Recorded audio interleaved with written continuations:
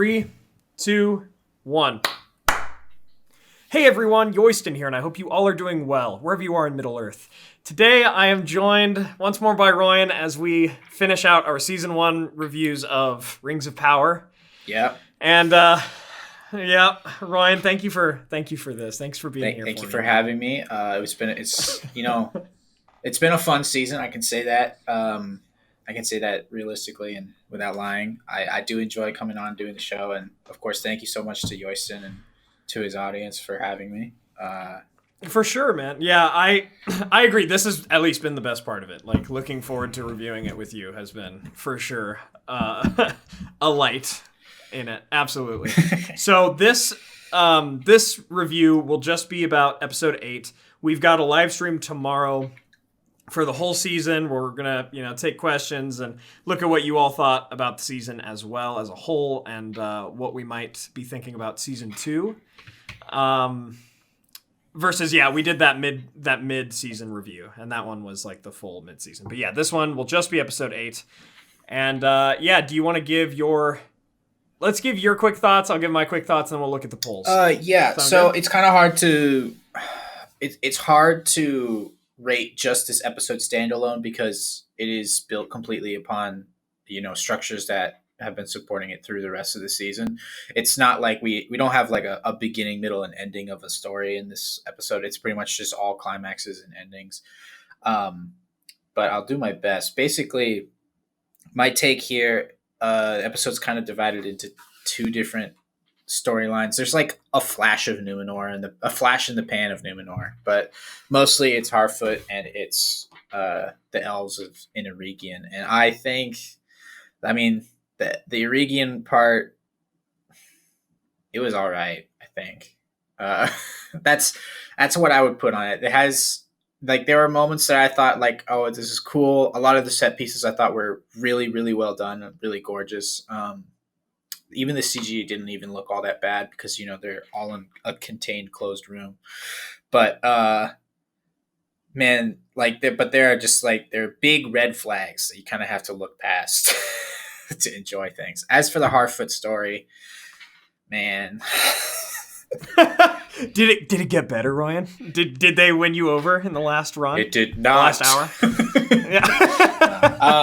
hour? Gosh, it's hard to say it got worse because it wasn't doing anything before that. But not even our man getting stabbed by that thrown dagger.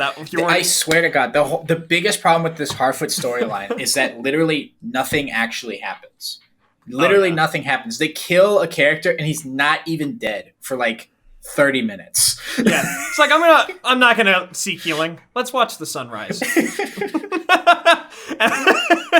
And then it immediately rises. So I'm like, okay, well, get healing maybe. But yeah, all in all, I think that with my scale, and I realized I kind of messed this up last episode because I think at the beginning I said a 2 or a 3. Anything lower than that, it's not worth the time it takes to watch it.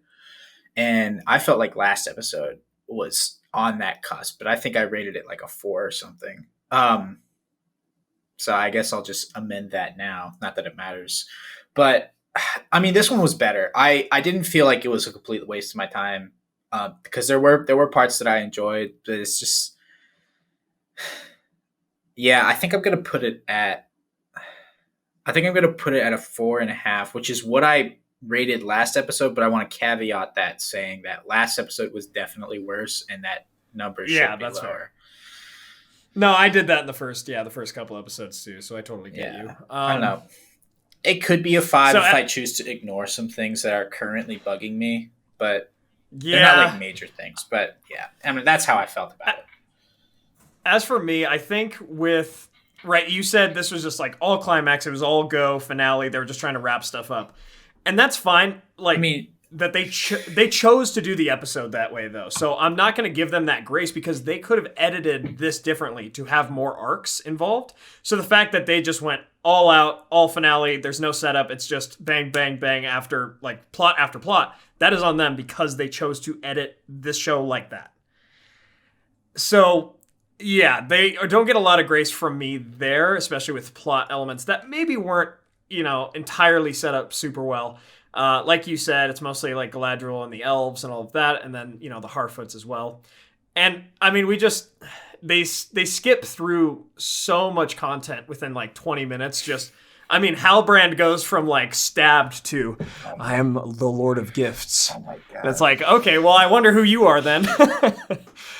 We go from Gandalf, you're Sauron, to I'm good, which was some superb writing right there. Absolutely. Royen, you got my Snapchat last night when I saw that. I just couldn't, couldn't do it.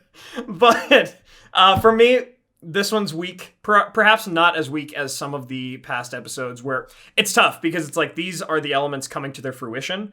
And so I gave poor scores to the episodes during which they introduced these elements, right? The mithril stuff, the continuation of the kind of lying on behalf of... like that Durin table thing, it was a small thing, but it still was him lying to the High King.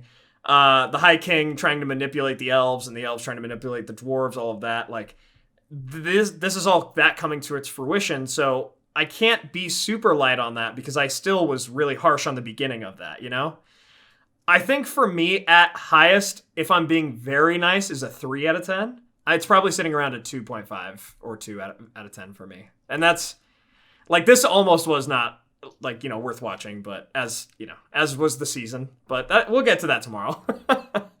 Yeah, any final thoughts before we jump into the polls there? No, I think we get into the polls, and then I want to get more into some more gritty stuff. Cool. All right, so on Twitter, I asked you all last night. It's like 11 p.m. my time, and it's been almost a day since then, minus, like 6 hours or 5 hours. Let's see. We've gotten 2,543 votes. This will change when I'm editing, but we've got 28.2% that said didn't watch and or didn't care, 28.5% that said poor episode, 10.4% that said average episode, and then 32.9% that said good episode.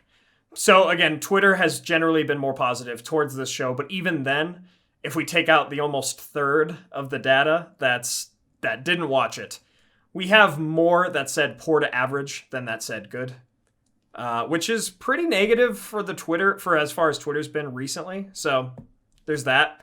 Finally, on YouTube, we've got 9.8 thousand votes here. 50% said didn't watch and didn't care. 22% that said poor episode, 10% that said average episode, and then 18% that said good episode. So again, that like 32% that says poor to average, 18% that says good. So yeah, pretty roughly negative for sure. Alrighty. Royen, one last time here until season 2. Let's jump into which plot do you want to start with? I feel like we have to end with the Galadriel. We do. So I think we can very quickly do Numenor because it was like a scene. Sure. Or it was technically like 3 scenes, but I don't know. They went really quickly. Yeah. Do you have like a lot of notes on this? I only have like 2 or 3 things. Yeah, I actually I didn't write really anything for the Numenor stuff. It was pretty average. I mean, it's really interesting. In House of the Dragon, spoilers. Not only obviously for Rings of Power, we're talking about the last episode, but no, you're good. You're good. I feel like they know by now. Spoilers for Rings of Power, but also a bit of spoilers for House of the Dragon. There was a similar scene to what we saw with Tar Palantir here and Elendil's daughter. I'm already spacing her name, but that scene there of just kind of like the passing man on his deathbed. We had a similar scene just this last week with House of the Dragon. And just the difference in emotional tonality and all of that between these 2 shows is immense. I still don't understand why our Pharazôn was exactly sad, though, with Tar Palantir. They're really doing away with the faithful Kingsmen stuff, at least early on. Did you notice that? I noticed that he had an audience, so he could be playing that up. Yeah, just like these 6 craftsmen watching him die. That's gotta be fun. Just like, okay, how are we gonna make your tomb? Let's just take some drawings of your face while you're still alive. Yeah, no, I feel like we're waiting for you to die. I feel like he's in that scene. I don't think he's actually sad. I think he's just playing that. But so that was there was another scene after he had like officially died where it was just our Pharazôn standing there, just like staring at his corpse by himself, and he had like some teary eyes, and I'm like, that is weird. Weird. No. I actually don't even remember that scene. That tells you. Oh, okay. Yeah, no, there you go. But It's just like he's just sitting there thinking, staring at this man. I'm gonna forcibly marry your daughter and take over this island. That's why I'm tearing. Like it's a little bit weird unless they go a different direction with that storyline. Yeah, I don't know. This whole section with Arian is her name. I had to Google that. Thank because you. they said her name like once in episode 2, and I don't think they've said it since. But classic. Like it was just such an awkward kind of series of scenes. You have basically Ar-Pharazôn. He's like, I thought it was the bedroom that he was standing in when he's just like, hey, everybody's gonna sketch the guy behind me. And it's not just everybody in that room. It's everybody plus all the craftsmen that did not appear in this episode, but he mentioned them at the beginning. It's like, all right, everybody, we're gonna have this scene where you're gonna design the tomb, and this is genuine of this guy that's still alive. Genuinely, I mean, I would be pretty salty if that was happening while I was alive. But you just wake up. Yeah, you just wake up. They're sketching. Oh, sorry. I mean, that's literally what happened. Do you like this? Like they turned the. Yeah. I mean, and I could tell that this was a device that they used so that they could have a feasible reason why Arian is in the same room as Tar Palantir at any point.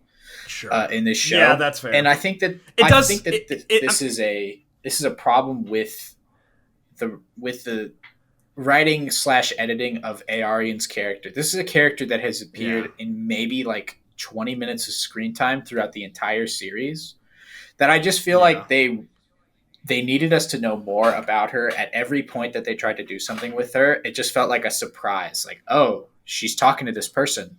Why? Yeah, she has this love interest now. It's why is this character? Yeah. Why does this character have enough clout to talk to Ar-Pharazôn's son? That was 4 episodes ago. Why does this character have enough clout for Ar-Pharazôn to be talking? It feels like this character needed a story in the background that just got cut out in editing. That would make sense, to be honest. Yeah. But yeah, it was a really, really awkward scene with her and Tar Palantir. It felt like really thin to the veil. Like she is sketching him. He wakes up and says something weird. So she kind of freaks out, stands to yell for the handmaiden, who isn't present for some reason. She yells and nobody comes. I get... Good point. I forgot about this. I get that this is supposed to be a secret, but at the same time it's not. Because I thought it was a secret that this king was sick, but now everybody knows. Everybody's like, oh, he's dying. All right, guys, everybody get in here and sketch it. I don't know. That was weird. Yeah. So she calls for a handmaiden who doesn't come for a reason we don't understand.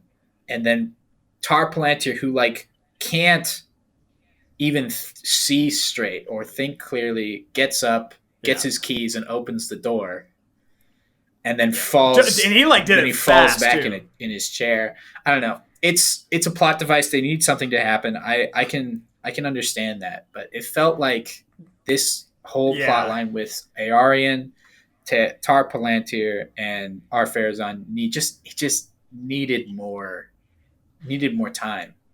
But yeah, I agree. And it's like the good thing that I can definitely credit with this scene is that Ar-Pharazôn's theme of fearing death was definitely set up. Maybe that's why he looked sad, was because it's like, oh, that's what it's like to die. Because he was definitely trying to almost immortalize Tar Palantir in a way that you could tell he wanted to be himself. Where it's like, oh, we're going to build these tombs of splendor and all of that. Kind of like what Gandalf says in the movie. And that was a really good speech by him. I actually have a note that I like that speech because it does give us an insight into Tar Palantir's character and what his motivations are and things like that. So yeah, you know what? You've convinced me of something that's good that I didn't even notice. Yeah. Definitely trying to be fair to the show where it deserves it. However, I think, if they couldn't set up those moments properly with the characters here, perhaps that could have been in season 2. They didn't have to rush that here, and just could have established that theme a little more thoroughly about the fear of death, which will eventually lead to the fall of. Yeah, I feel like Pharazôn needs more screen time because it's a good actor. Yeah. It's a good character so far, and I feel like they're moving too quickly because I just want more time with them, if that makes sense. Anyways, the only other Numenor scene to my memory is the ship scene with Elendil and Muriel. And I mean, we got a nice friendship scene between Muriel and Elendil that I think will they're kind of planting a seed to bear more fruit with those characters having more interactions in season 2. Although that one line, I couldn't tell if Tarmiriel was kidding, but she said, you know, pretty much like, watch your mouth or I'll have your ship or whatever that was. That was a joke, yeah. Okay, she delivered that so stoically, and he did not react at all to her. I was like, ooh, that's kind of awkward. Okay. Yeah, with all the black banners, you ever notice like Numenor has like 3 or 4 ships at any given moment? It's only like 3 or 4 too. But no, the black banners, that's Jason. That's Greek myth too. I picked that up. Oh, interesting. I didn't know too if that was like our Pharazôn sigil or something like that of he's taking over because in the death of, you know, in the absence of the king or something. No, I actually don't know. I think I don't know what that symbol is, but the he would use like a big sun or something, I imagine. Yeah, the Greek story of Jason, at the end of it, it's a little bit different because at the end, Jason forgot to sail into the harbor with a specific type of sails. And so his uncle, I think, or is his dad? I don't remember. I think it's his uncle, sees that it's Jason's ship with the wrong color sails. And that to him means that Jason died in the labyrinth. And so he jumps out of a tower. Greek myths. Oh, that's it. Greek myths are full of wild things like that. But no, I thought it was a nice, I honestly kind of like the reference with the sail colors. Well, that definitely connects something else for me too, because, you know, Aragorn sailing up the Anduin, switching the banners at the last second. He flew the banners of the Corsair, switched them to the banner of the King. That's interesting. Oh, fascinating. Okay. Yeah, I don't exactly know what's going on there, how our Pharazôn will take over. I think our Pharazôn and Tarmiriel are cousins in this version of the tale as well, but again, we get that forcible marriage coming up, I imagine. I think that season 2, I mean, try not to stay away from too much conjecture in season 2, because I think we saved that for the live stream. But I do think that they are setting us up for a little bit of a political struggle with Elendil and Muriel being players against Pharazôn and potentially Aarion, honestly. Yeah, she's definitely on with Pharazôn for and sure. I think that the reason, the main point of strife being that Muriel is now blind, so she's weak, and Pharazôn will use that to kind of just take over more duties and more influence that way. But let's move to something with more substance in this episode. Let's do the stranger and everything. So the first, even before we got the opening crawl and the credits or whatever, we have those cultists. We have Eminem. I actually don't even know their names. It was in the like the subtitles, but it was cultist of this or this of this, like the we aesthetic could just call them Easter or something names, like that. Because allegedly they're from Rune. Which kind of makes more sense. But we got that opening, and they're like, hey, "Oh, you're Sauron," and he's like, I was like, "No way!" And I was like, "What a twist!" I guess I was like, "Okay, if this is really Sauron, then I don't know what he's doing with Harfoots because that goes against Sauron's." I call BS immediately. But it's just so hard with this show because the things that are super predictable are so predictable, Halbrand, which we'll get to later, that they actually don't seem like they'll be the case because they're so absurdly predictable that I'm like doubting myself. But the same here was kind of with the stranger ending up being Gandalf, which is crazy. So did he say Gandalf? He's definitely Gandalf. Do you want to know why? I do. There's a line that they stole from Peter Jackson, not even from Tolkien. When in doubt, always follow your nose. Yeah. And he says that in Moria. And I'm like, okay, so he's straight up Gandalf now. That just was super annoying. I don't get, you've got the access to Gandalf's origin stories, and this is why it really, like, this episode isn't getting a good grade for me. I'm making it worse for you too.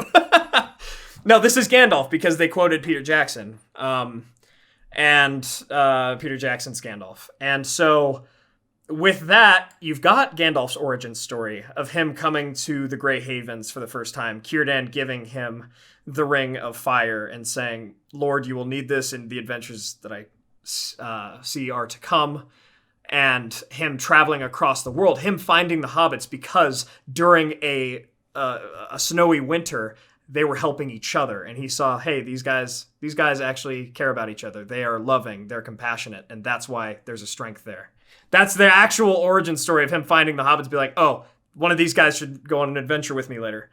But no, here it's like, oh, what is my name? And then these Harfoots find him, and then he says, I'm good, as he's fighting back the Easterling cultists. And I'm jumping all around, but you all see the point of how absurd this is. He's one of 5 Astari too, and also the fact that they know Astar as a word, which is a Quenya word, and he says in your tongue it might mean wizard.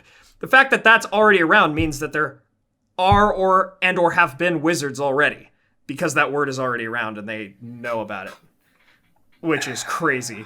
So Gandalf here is like the first of 5 wizards, I guess, or the only of 5 wizards. I don't know if they'll introduce Radagast Blue Wizards, Saruman, but they just decided, screw it, we're just going to do it ourselves. I was honestly hoping it was Saruman. No, it's Gandalf. But no, you are right with the nose thing. I didn't even think about that.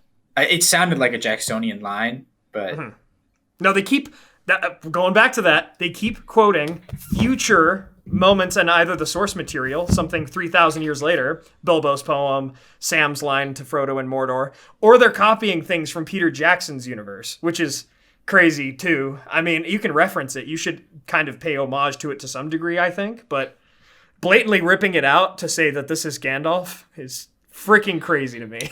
I mean, this isn't even all the problems that we have with this Harfoot story. So no, that goodbye scene went on way too long, for instance. And I want to complain that get it, man. This show has shapeshifters, but Sauron's just not one of them, I guess, for some reason. I saw a news clipping that they're like potentially playing more around with the shapeshifting in season 2, but again, like, why not in season 1? And if this random cultist lady can shapeshift, why? Oh yeah. I don't know. I really dislike Royen. It's because they don't have the budget. Oh, wait a minute. I really, everything about the Harfoots feels awkward. The pacing of the storyline feels awkward because, and like I said, nothing happens. There's no actual, at the end of last episode, they were like, all right, guys, our plot next episode, we're going to be journeying. It's going to be a hard journey because it'll just be us 4 little Harfoots. All right. Mm-hmm. It's going to be a tough journey. Call to action. We're going to go. We're going to find the stranger and we're going to warn him that the cultists are looking for him. The opening scene of the next episode is, all right, guys, we didn't get there in time and the cultists already found him. And the next time you see them, it's like, why set us up for a journey that doesn't actually happen on screen? I don't know. For real. Frodo, we're going to Mordor. But like they cut to him entering Mordor. That's like, that's what the Harfoots do here is they just come out of nowhere. We don't know how they found these guys. But again, we don't have time for that for some reason because they're just pushing everything together. We don't have time for it, but the show is still so boring. They're cutting things for time, but it's still so boring. Yeah. Oh, yeah. No, and it's because... again, like not trying to reference House of the Dragon too much, but I did see the Game of Thrones, like one of the Twitter pages throwing some shade towards Rings of Power. It's like, they could spend $1 billion on Balrogs and dragons and all that, yet it's still more interesting to watch an old guy dying in a chair. And I'm like, yes, it is. Yes, it is. Because I care about that character. I don't care that much about the Harfoots. Sadoc gets a knife thrown into his stomach, by the way, or his chest. Oh, yeah. It's not like he hit him in the leg and he just bled out. Like, that's a debilitating wound. And I felt nothing. In Sadoc is like the only Harfoot I actually liked. No, he came up with that rhyme. Remember, he came up with that rhyme that they quote later on. Always follow the trail or whatever. I don't think he came up with it, but he definitely was the first. He popularized it. Yeah. But no, it's like I like the character. I like the whimsical attitude of it, and still, when he died, I just felt absolutely nothing. He doesn't actually die. Fun fact. I mean, he does. It's just it's a Shakespearean death, but at least in Shakespeare, when they're dying, they're stationary, and then they give you a speech. This guy, he was moving all around. He was up. he was still doing like some basketball defense, stances against the cultists while they're backing up against the tree. He's got his hands out, but and then after all the action, he's just like, oh guys, I forgot I was dying. Give me a second here. And he lays down on the rock. Yeah, I want to see the sunrise. It's like seeing the sunrise. That is a cute moment. I like that. That's a character building moment, but it's cheapened by the fact that this guy was up doing jumping jacks 2 minutes earlier. You ever notice too? Like they've watched the sunrise in 2 different episodes now, and the sunrise is like that, man. Really it's like fast. hitting a light switch. Yeah. Wow. Yeah. I mean, I was kind of. I'll be real. Like, you may have felt nothing with the Harfoots, but these guys are so out of place. I agree with Matt, Nerd of the Rings, saying that we don't need these guys in the show. They're kind of psychopaths, laughing at each other dying and all that, to where Sadoc, whatever his name is, Sadoc? Is that his name? Yeah. Sadoc. He said, go back and find them and everything, and I was just like, yeah, your clan will be laughing about you here pretty soon, based on past events. They'll write you down in the book.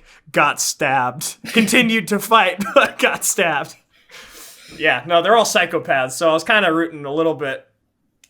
You're rooting for the cultists a little bit. Not for the cultists. I was rooting for Gandalf, but he was helping. He was helping the Harfoots. I was just like, dude, remember who you are, so I can be done with this storyline. That's what I was rooting for. I was like, Harfoots, you can leave. I'm fine with that. I still felt like there's just a lot more magic than what I would be comfortable with. This is a taste thing more than anything. Oh, yeah. But I mean, in the novels, one of the major themes Tolkien writes is that the world is magical, but more powerful than all of that is the magic that is within each person. The things that you can do by working together. The things like, you can cross an entire continent unseen. You can defeat evil, not through, magic beams of power or force. Yeah. It's just by picking the right group members and depending on each other through dark times. And like the Harfoots try to set that up, but I agree with you, Royen. It's like they set that up, but then they don't actually show it. They don't show any of it. It's getting ready to leave and destination, and this has happened throughout the entire show. It happens later in this episode with Galadriel. It's like 6 days ago. It's like, so you crossed from Mordor to Eregion in 6 days. How'd you get past? How'd you get over the Misty Mountains? I imagine. Yeah, we'll get there. Rant incoming for sure about that plot line. But anyway, to kind of finish up the Harfoots here. No, I agree, and it's like obviously I get what they're trying to do, trying to build the proto-Hobbit, trying to instill these themes and these values and virtues within the Hobbits and everything like that. But I actually care about the Hobbits, and I care about their journey. I care that I can see that they actually care about each other. Even when Bilbo is hiding from the Sackville Bagginses and all of that, like it's just set up so much better and filled with actual character and moments of true dialogue between characters. But the Harfoots feels, I've mentioned the caricaturization of Tolkien in past reviews. This feels the most like that. The whole "our hearts are bigger than our feet" line and all that kind of stuff. I'm like, I don't get where this is coming from because I don't know your history. I don't know who you guys have been, why you guys are migrating all the time, like literally all the time, just walking across the most dangerous parts of Middle Earth or whatever. I don't get why you would even care about this stranger who's kind of just caused you not harm, but confusion, I guess. I just don't get their call to action really. And then we got it, and then they just. Yeah, they instantly got to their destination. Like Nori was built up to be like, all right, I can kind of see Nori making the decision, like she's going to go put herself in danger to save, and her friend as well. I think her name's Poppy, right? But the other two people is just like, well, I won't let you go alone. You were literally leaving them behind 3 episodes ago. Yeah. If you fall off the trail. Well, that's see you tough. Later. Yeah. Good luck. Yeah, it just feels, and maybe the whole thing is just we haven't gotten enough time to really establish. Not that I really want more time with the Harfoots, but we haven't gotten enough meaningful time with the Harfoots to like really establish why we should care about them. So we don't. But I don't want more time with the Harfoots either, because every time they're on screen, it's just kind of it's either boring or awkward and uncomfortable.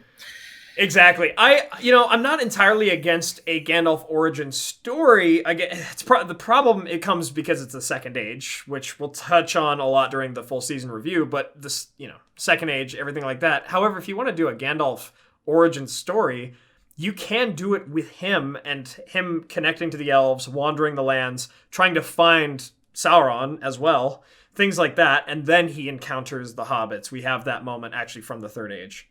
Comes back to, again, why are we in the Second Age? But I'm not totally against that. I just don't get the Meteor Man. I don't get the amnesia. And then what happens in this episode is like he remembers all of a sudden. Why does he remember?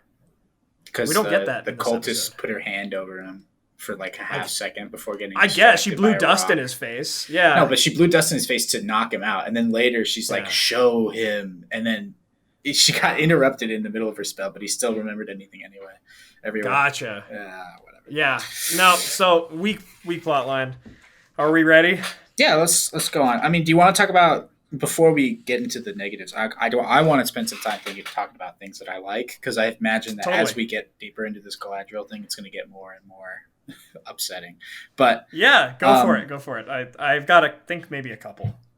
So things that I enjoyed with this. So the number one thing I enjoyed was the set pieces of Eregion. I don't know if you caught this, but it hit me like a truck, is that when they are moving around, not necessarily in the crafting room, but in like the ground level of Eregion, that reminded me a whole lot of Latro. You go to Eregion and you go to this location in game. I'm forgetting the name. Is it? I think it's Tam Mirdan. Tom Mirdan. Yeah. The way that these rooms are set up with it's like small rooms, small kind of somewhat circular rooms, and it's almost honeycombed together. It reminded me a lot of the actual instance that you do. When you go through that area and you start to learn about the ring crafts. And I agree. That's definitely been one of the best parts of the series going through, is a lot of the sets, a lot of the visuals. We'll see how it ages with CGI, but I loved the forge area that they were in. Absolutely. Even that area next to the river and all of that. The sets. Gorgeous. I mean, really even the last big shot that we get as we're panning over, I guess, Gandalf and Nori's head. Like, even that is just a breathtaking spectacle that I just wish we had more of those sweeping landscape shots in this show, because I mean, I've harped on it a lot. Maybe people are tired of hearing about it, but like, they're so good. And it was part of what made Peter Jackson's films feel like you are a part of this story, of this journey. Because at the end, Lord of the Rings is a story about a journey. But this, they cut a lot of those out in order to get just straight cut to the destination here. And now let's get to some of the things that I really didn't like. So I already mentioned that Galadriel just kind of like teleporting to Eregion. I've kind of just come to accept that at this point. But my major problem with that, so you ride without not accept, sleep. But just expect. Sure. Yeah, you ride without sleep 6 days, crossing from Mordor, I imagine, through Calanarthon, through Enedwaith, Dunland, all of those areas, going through the Gap of Rohan. 6 days, but they're constantly riding. I don't think they slept for 6 days. So they're probably close to death. But they're elves, or one of them is. And the other's a Maya, so there you go. But he was riding with a stab wound. At least a stab wound. It's tough because everything, if he was stabbed, that was off screen. And if he wasn't stabbed, him pretending to be stabbed was also off screen.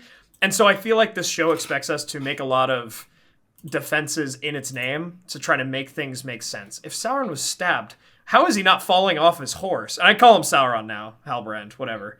How did he not fall off his horse, by the way? But yeah, anyway, they ride up 6 days. Everybody's there. Gil-galad gets there just like that, Yeah, everybody was just standing at the... It's like, how much time do you spend standing in the foyer or whatever your front room is in your house right before the front door? Like, how much time do you tend to spend? It's just everybody in Eregion was sitting right there so that she could ride in across the bridge on it. Again, that's just movie making. That's in every product I've ever seen, but I just thought it was a funny thing to know. Oh, yeah. No, and so Halbrand, he comes in, right? And he's like, call it a gift. I'm like, okay, Sauron. So that was it. We knew after that. That was the moment, yeah. And it was just so on the head. Okay, some of the dialogue here, I'll be real. I did not cross that bitter ocean to drown now. Drown where? Drown what? What are we talking about, Galadriel? Are we talking about the mithril problem again? You didn't know about that till like literally 5 seconds ago. And if you were told about that, that happened off screen, by the way. Another thing that happened off screen. Oh, the rant, it's coming. It's coming close. Okay, let me get some more. Yeah, go for it. I need to get some rant in here first. So, yes, sir. The biggest problem with this, specifically this Galadriel, the plausibility of the storyline is the way that characters come to conclusions with no reason for them to do so. So my first and most obvious example is Gil-galad. Gil-galad, this entire show, has been an antagonist. He has been working against our heroes. He starts out by being an antagonist against Galadriel, being like, it's time for you to leave, get out of my face. He then becomes an antagonist to Durin, and then the relationship between elves and dwarves, almost commanding Elrond to break his oath in order to basically screw over the dwarves in order to help the elves. This entire show, he's been the bad guy. But then for some reason, I actually thought maybe he was Sauron. For some wild reason here at the 11th hour, Celebrimbor is like, yeah, man. Or no, it's Elrond is like, yeah, we're going to give you all this power.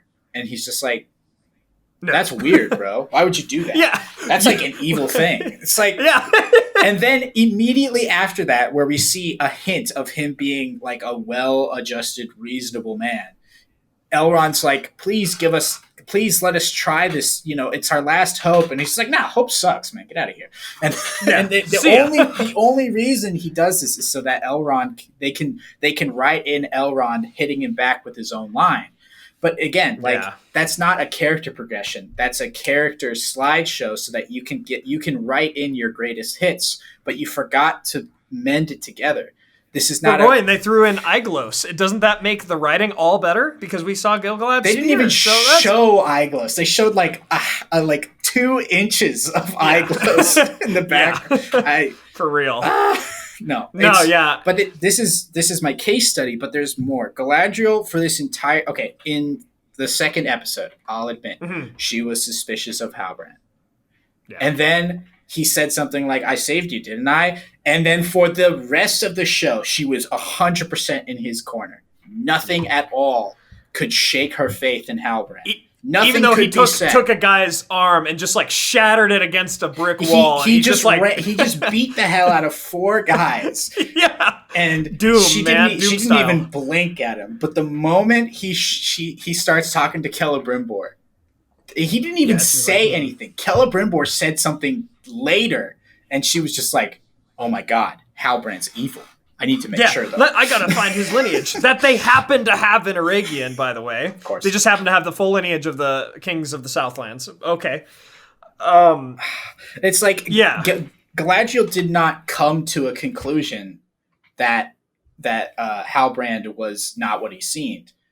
Galadriel suddenly knew, with no reason, that he was not what he seemed. Like, there was no lead up to this. There was no suspicion. They didn't even show her notice anything out of sorts in this entire season. And this is the kind of thing I'm talking about. There's an arrival, but there's no buildup.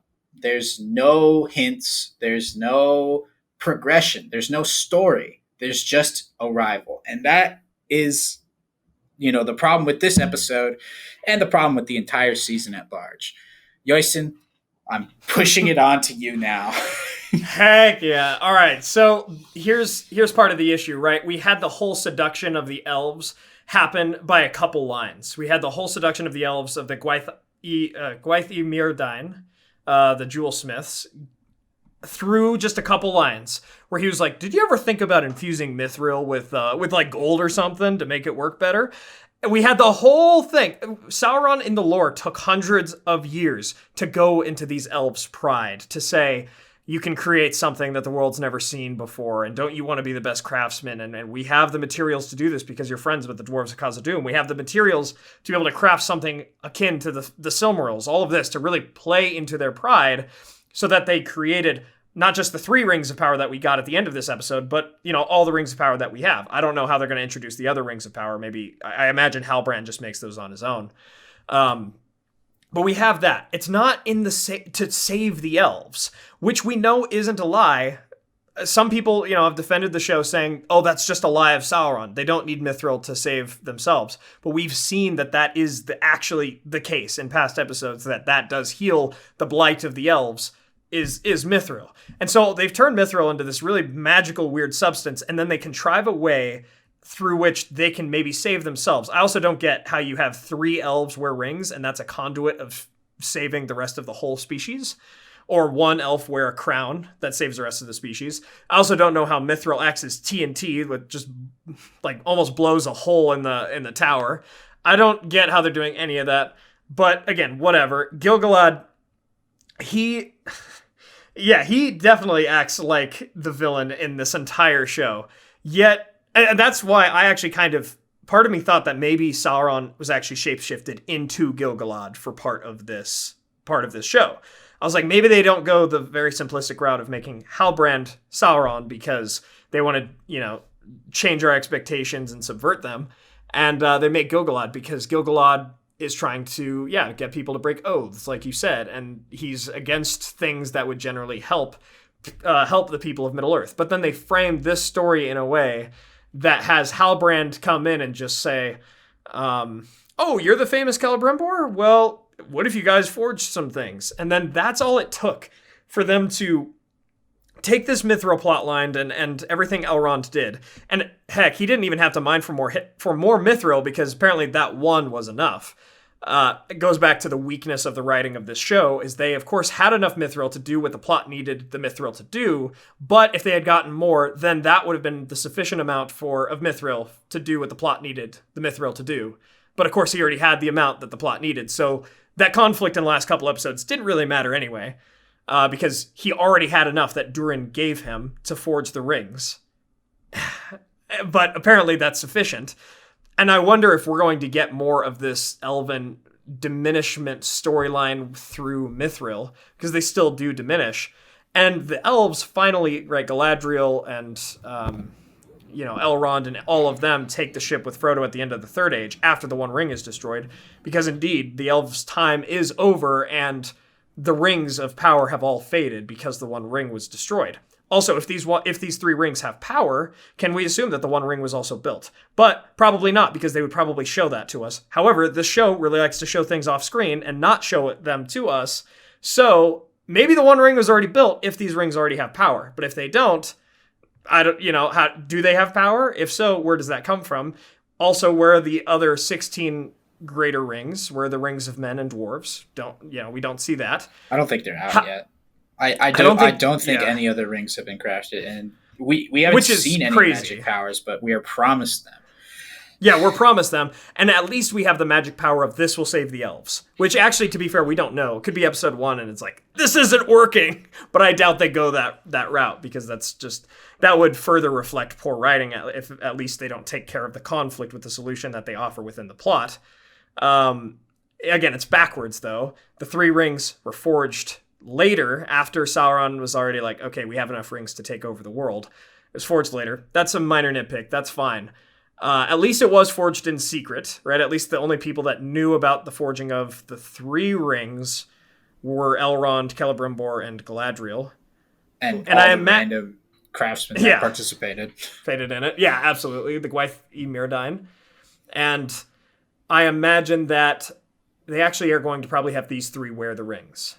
Yeah. Again, maybe kind of weird changing the lore, especially if we do get Círdan next season. Círdan's supposed to have the Ring of Fire. Gil-galad's supposed to have Vilya, the Ring of Air. He was also maybe, depending on which lore you read, because there's contradiction, he was maybe supposed to have both of them, Círdan's and his, for a while.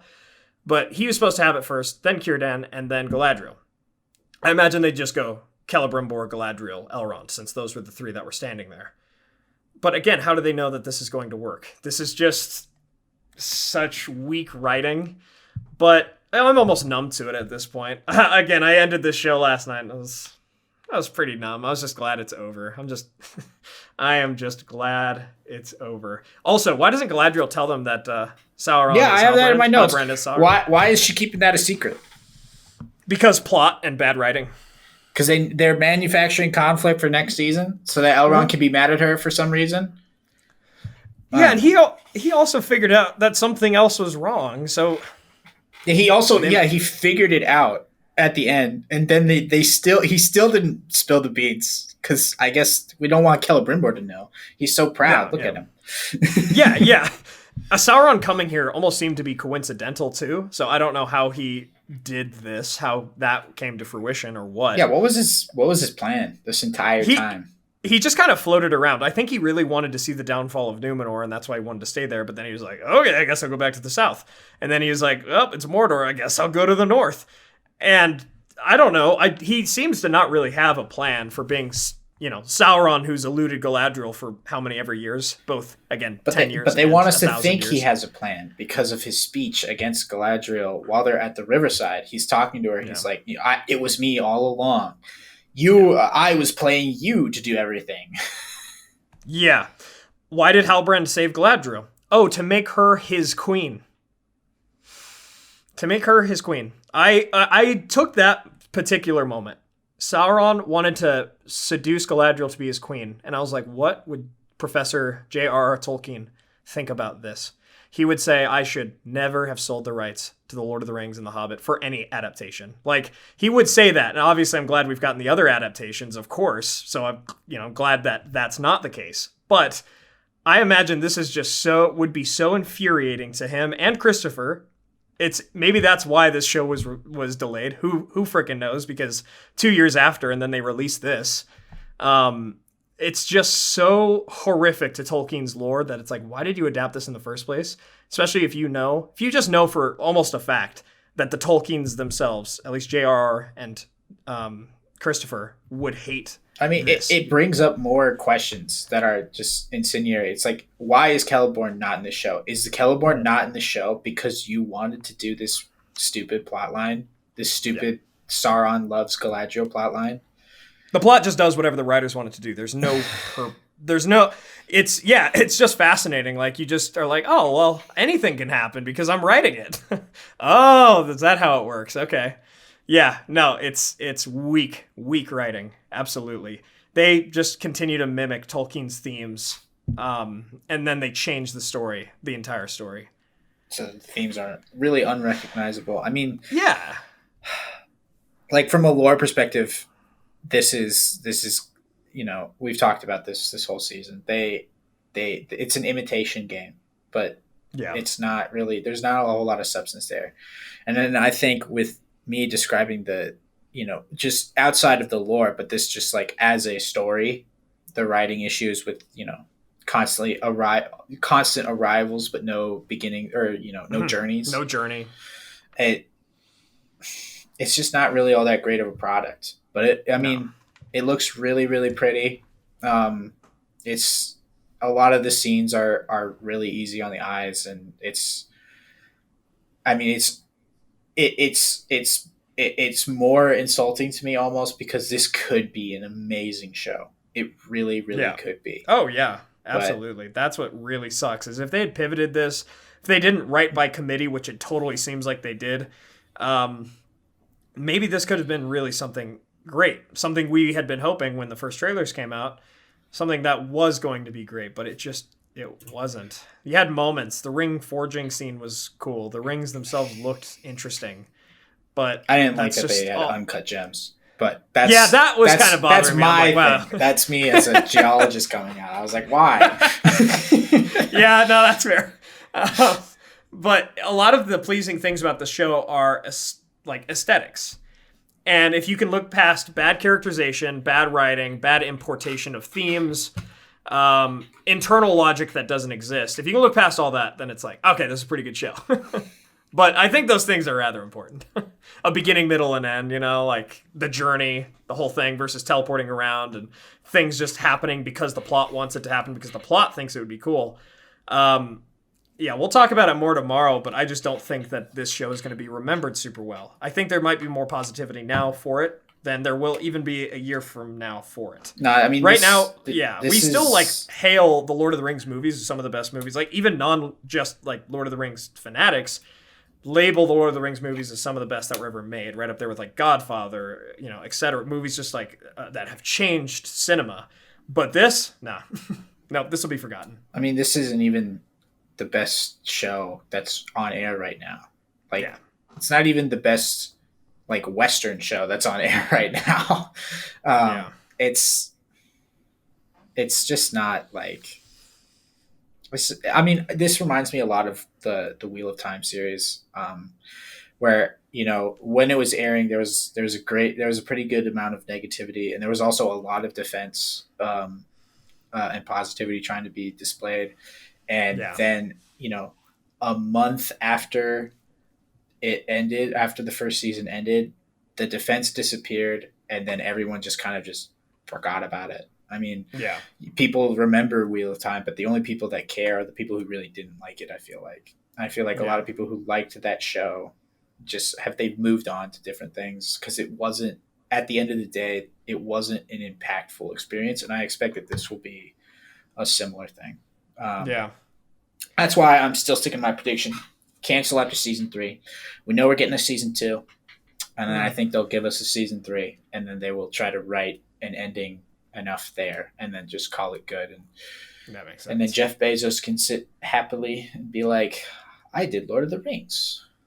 until his son comes in, the same son that was like, you better not screw this up, and he says, you screwed it up. Wow. That's got to be a fun conversation. Anything else you want to talk about? Because now my mood is ruined. I do this to you every week. You're hey, it wasn't that bad. And I'm like, no, I mean, I still stand by a lot of things. Like, you're right. That you do have to look past a lot of problems in order to enjoy things. But even if you're doing that, I'm still getting enjoyment out of it. I still feel like this is a show that is worth the time. That is it as worth my time as there are other things that I could be doing? Maybe not. Like, if I wanted to go watch a different, better show, sure. But it's better than what I had planned. To be fair, I didn't have anything else planned, but yeah. I feel like the only thing left to say, so Halbrand returns to Mordor, right? Also, like you say, we don't see any of the shape-shifting. He returns to Mordor, and it's just like his smiling face just staring at Mordor, and I'm like, how did we get here? They even had like an interesting visual where it's like his iris, it looked like it was going to turn fire, but it was just a reflection of the mountain, and his iris is still green. I don't know. Yeah. Interesting choice. Yeah. I would have made it fiery. Especially since you're going all out now. It's like, this is Sauron. No more games. I would have thought, too, that this is how I always imagined. I accidentally, actually made a mistake in one of my old videos saying this. I thought when Sauron took on the guise of Anatar, that he was one of the Vanyar. That he made himself look like one of the highest of high elves, to show the elves, hey, this is actually a messenger from Valinor, like he claims to be. Hey, this is somebody we can trust. Nah, you've got this sweaty stabbed guy that just walks up and is like, hey, have you tried this? And I'm like, oh. Every human character in this show looks so dirty all the time. I mean, he'd been writing for 6 days. You must imagine he's got this just massive infection. But even afterwards, when he's crafting the rings, he's clearly been showered and whatever. He still looks so dirty. Even Elendil looks dirty in his best scenes. I don't know. It's just Jackson, you're right. Jackson did it too, where it's like the human characters always look like they just got home from a huge hike or something.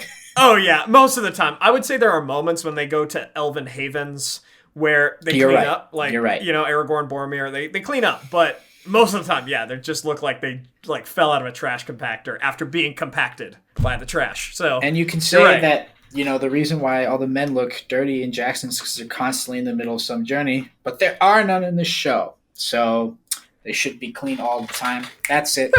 I'm out of things to say, unless Yoyson has any more questions for me. You're good, man. You're good.